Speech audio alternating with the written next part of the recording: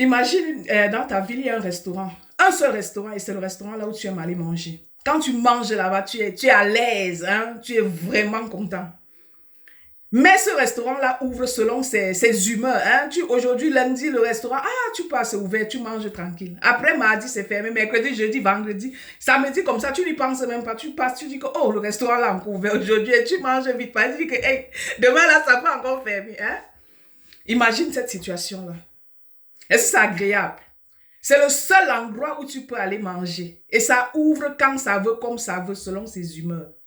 Mes sœurs, ouvrons les restaurants à nos maris. Hein? Ouvrons les restaurants là. Parce qu'en général, les femmes sont émotives. Hein? Elles n'est pas trop dans les trucs cartésiens là. Je suis fâchée aujourd'hui. Allez hop, je ferme. Pardon, ne me touche pas. Hein? Ne me touche pas. Lundi, on peut comprendre. Il y a des moments où, bon, tu n'es pas trop machin. Mais quand ça devient récurrent, quand ça devient récurrent et que c'est par rapport à une situation précise, le chantage, hein, tu vas me sentir, je t'attends à 5 heures du matin, hein, le chantage, les chantages émotionnels qu'on fait là, il faut arrêter ça. Parce que c'est comme ça que tu ouvres la porte à la tisa. Quand tu fermes lundi, mardi, le pauvre, il se dit qu'on ne sait jamais, s'il veut rentrer là, il va aller voir la tisa. Parce que tu ouvres ça quand tu veux, comme tu veux. Ton mari, il t'a épousé. Hein?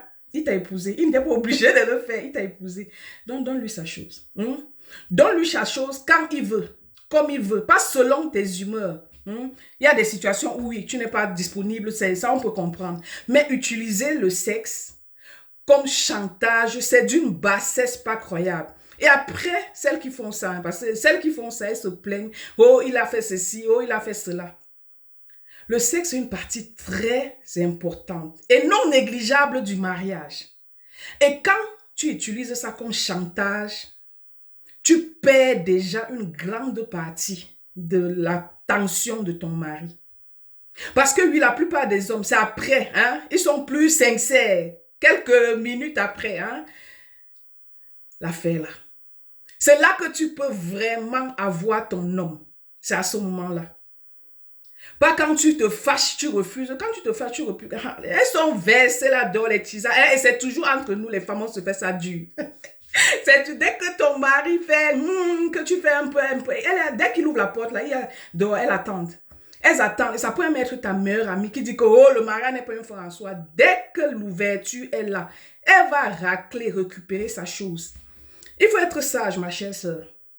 Tu peux te fâcher de ton mari, faire des bouderies et tout. Mais l'affaire là, ouvre son restaurant. Laisse l'homme de Cluy jouir de ce qu'il a épousé. Hein?